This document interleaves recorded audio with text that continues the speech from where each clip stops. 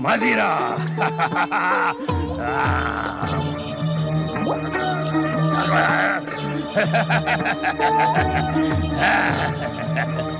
सहस्त्र दैत्यों की मदिरा अकेली डकार गया।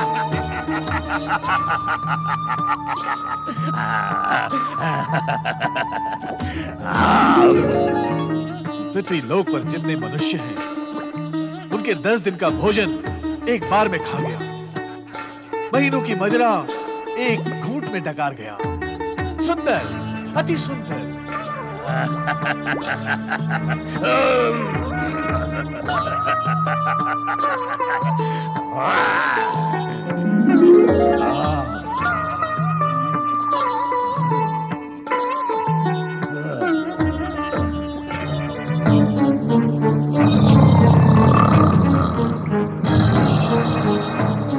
इस मंत्र सिद्ध जल का प्रयोग किसी सोए हुए व्यक्ति पर नहीं किया जाता,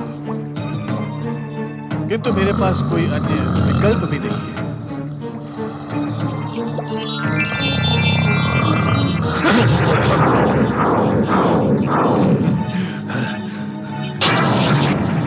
कौन हो तुम और मेरी निद्रा में बाधा डालने का साहस कैसे किया तुमने? हे मूर्ख, मैं तुम दैत्यों का गुरु शुक्राचार्य हूँ। मुझे नहीं पहचानते? शुक्राचार्य? ये नाम कुछ सुना सुना सा लगता है, किंतु इस समय मुझे निद्रा आ रही है। जाएं, कहीं और जाके अपना गुरुत्व दिखाएं। दुर्गम, इसी समय मेरे साथ पृथ्वी लोक चल। मैं तुझे तीनों लोकों का सम्राट बना दूंगा। नींद में जो जो स्वप्न तूने देखे हैं, उन्हें मैं सच करा दूंगा। चल इसी समय मेरे साथ। दुर्गम के लिए तीनों लोकों के साम्राज्य से भी बड़ी है उसकी निद्रा। मुझे सोने दो शुक्राचार्य, मुझे सोने दो। तेरी आज्ञा न मानकर तू मेरे कोप का भाजन बन जाएगा दुर्गम।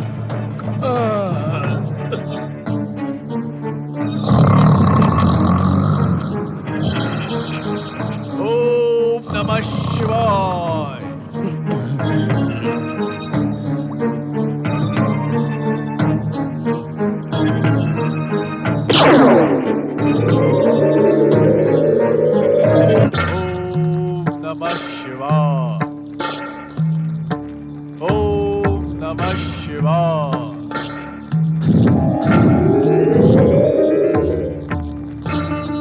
कुंड से बाहर आओ दुर्गम।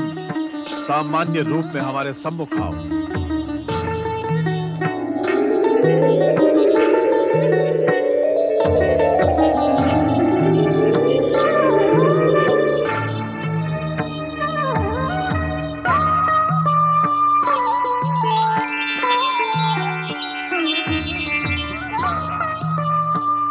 दैत्य गुरु, क्या इच्छा है तुम्हारी? इच्छा तो बहुत है। कहो। दुर्गम, मेरे अनंत प्रयासों से अब तुम पूरी तरह जाग गए हो। तुम एक महाबली, पराक्रमी, भयानक और विकराल योद्धा हो। तुम्हें महान माता दीति की सौगंध कि तुम दैत्य संस्कृति का पुनरुत्थान करो। माता दीति? दुर्गम, तुम सत्य में दुर्गम हो। तुम्हारे मन तक पहुंचना कठिन है, किंतु अब तुम पूरी तरह सचेत हो। हाँ, दैत्य माता दीति का नाम सुनकर मैं पूर्ण रूप से सचेत हूँ। हाँ दुर्गम, तुम उसी महान माता दीति की संतान हो, दैत्यों के वंशज हो। अब सोना बहुत हुआ। अब तुम जागकर कुछ ऐसे महान कार्य करो कि तीनों लोकों पर दैत्य संस्कृति का साम्राज्य स्थापित हो। दैत्य शत्रु अपने दुष्कर्मों से समाप्त हो जाए। दैत्य शत्रु? कौन है वो दैत्य शत्रु? आप मुझे उसका नाम बताएं, मैं अभी उसको मुंह में डालकर निकल जाता हूँ। दुर्गम, इतने उत्तेजित न हो। दैत्य शत्रु को निर्बल न समझो। उन्हें निकलने का उपाय मैं तुम्हें बतलाऊंगा।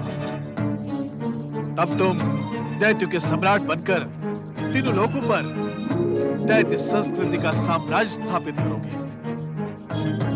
दैत्य गुरु, अब आपकी वार्ता पूर्ण रूप से मेरी समझ में आ रही है। बहुत सो लिया, अब वही करूंगा जो आप कहेंगे। हाँ दुर्गा।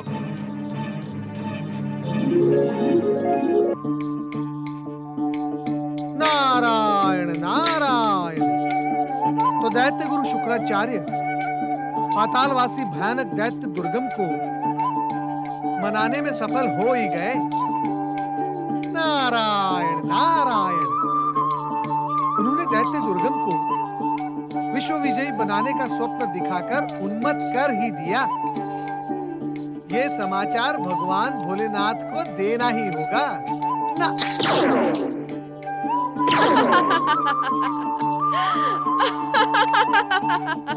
क्या बात है सखी वीणा देवी, आज आपने नारद का संग क्यों त्याग दिया?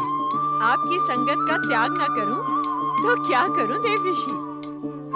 मैं कुछ समझा नहीं सखी वीणा देवी। आपका संग पाकर नारद सदैव गर्व की अनुभूति करता है मनमोहिनी। गर्व की अनुभूति करने वाले को दूसरे का दुख दिखाई नहीं पड़ता। दुख? किसका दुख मनमोहिनी सखी? मेरा दुख। आपका दुख? हाँ, मेरा दुख। क्या देवऋषि नारद का कार्य मात्र समाचारों का आदान प्रदान करना भर है? हाँ देवर्षि नारद, क्या आपके पास अपने प्रिय सखी वीणा देवी एवं प्रिय मित्र खड़ताल के लिए एक क्षण का भी समय है? देवऋषि, क्या आप अपने महान पद की गरिमा भूलकर मात्र संदेशवाहक बनने के इच्छुक हैं? नहीं नहीं वीणा देवी, मैं तो समाचार। हाँ हाँ बोलिए। क्या देवर्षि नारद संदेशों के इधर उधर पहुंचाने के अतिरिक्त अपना एक भी कार्य बता सकते हैं? किंतु इन समाचारों में जगत का कल्याण छिपा हुआ है। क्या ये सब भगवान भोलेनाथ तक पहुंचाना अनुचित है? ये हमारे प्रश्न का उत्तर नहीं है देवऋषि। यदि आपको संदेशों के आदान प्रदान में उलझे रहना है तो हमारा त्याग क्यों नहीं कर देते संदेशवाहक नारद जी? क्या क्या कहा? संदेशवाहक नारद जी? हाँ हाँ, अब केवल आपके सखा सखी ही नहीं, सारा संसार इसी नाम से संबोधित करेगा। नहीं नहीं, ऐसी स्थिति में नारद अपने स्वभाव का अविलंब परित्याग कर देवऋषि पद की गरिमा के साथ ही जीवन जिएगा। आप दोनों का धन्यवाद करने के लिए मेरे पास शब्द नहीं है मित्रों।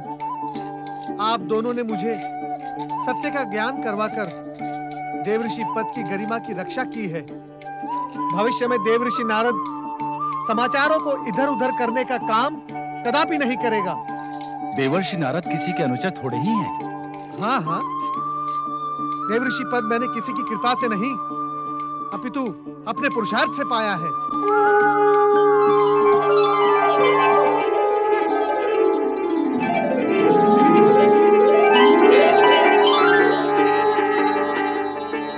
भोलेनाथ, आप यहाँ इस समय? हमें देखकर आश्चर्य हुआ नारद। तुम क्या समझते हो कि यदि तुम संदेश नहीं पहुंचाओगे तो हमें सूचना नहीं मिलेगी? नहीं नहीं भोलेनाथ, भला मैं ऐसे कैसे सोच सकता हूँ? नारद, इसमें तुम्हारा कोई दोष नहीं। मैं कुछ समझा नहीं भोलेनाथ। अहंकार किसी भी प्राणी को अपने वश में ठीक इसी प्रकार जकड़ लेता है। अहंकार? हाँ नारद, जिस व्यक्ति को अहंकार जकड़ने का इच्छुक हो जाता है तो सर्वप्रथम उसके स्वार्थी मित्रों के हृदय में बैठकर उस व्यक्ति को उसकी उपयोगिता का आभास करवाता है।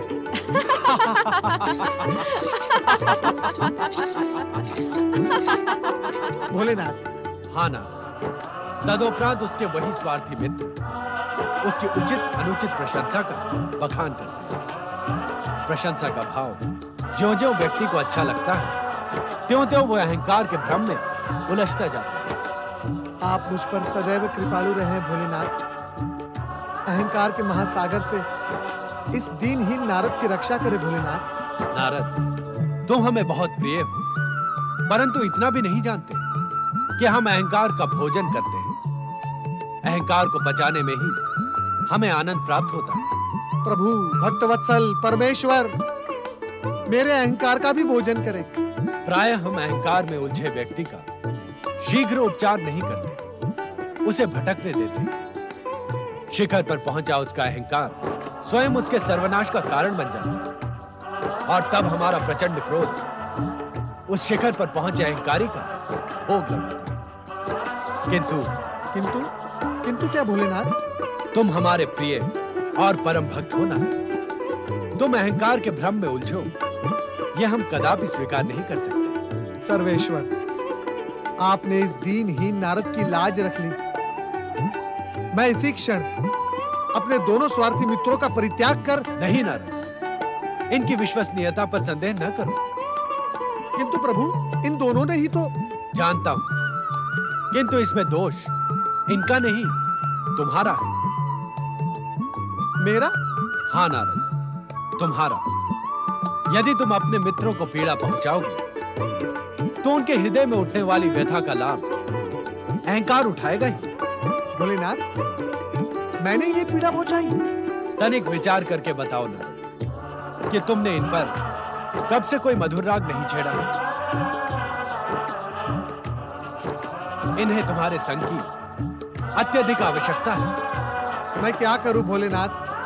जगत कल्याण के दायित्व से मेरे पास एक क्षण भी शेष नहीं बचता है। इसका भी उपचार हमारे पास है। सुनिए वीणा देवी। जी भोलेनाथ। और खड़ताल जी आप। जी भोलेनाथ। आने वाले त्रेता युग में जब 11वें रुद्र के रूप में हनुमान जी पृथ्वी लोक पर अवतरित होंगे तो उनकी संगीत विद्या के गुरु नारद नियुक्त किए जाएंगे।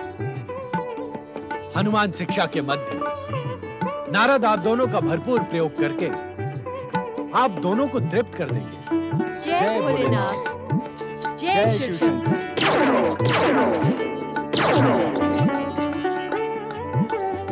भोलेनाथ, भोलेनाथ, आपने मेरे अहंकार का भोजन कर और मेरे मित्रों का संग स्थायी करवाकर मुझ पे बहुत बड़ी कृपा की है। नारद, तुम सदैव हमें संसार भर के संदेश सुनाने के लिए आतुर रहते हो। समाचारों को रोचक बनाने के लिए नए नए नाटकों की रचना भी करते हो। तुम्हारा अभिनय हमें प्रिय है भक्त, वैसे ही बने रहो। ऐसा ही होगा भोलेनाथ, ऐसा ही होगा। नारद, तुम्हें हमारा एक कार्य संपन्न करना है। आज्ञा करे भोलेनाथ।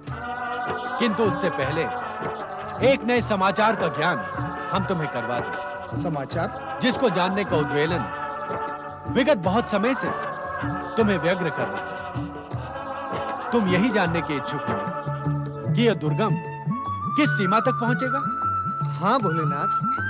तो सुनो नारद, यह दुर्गम वहां तक पहुंचेगा जहां आज तक कोई दैत्य नहीं पहुंचा। अभी इतना ही समझ लो।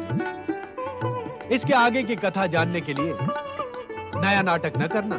हर हर महादेव, हर हर महादेव। भोलेनाथ, अब आप अपने इस अनुचर को कार्य की आज्ञा दें। दुर्गम के पृथ्वी लोक पर प्रकट होने की सूचना अपनी शैली में देवी पार्वती तक पहुंचा दें और यह भी बता देना कि ब्रह्मा, विष्णु, महेश तथा गणेश इनमें से कोई भी दुर्गम का वध नहीं कर पाएगा। ओम नमः शिवाय। नारायण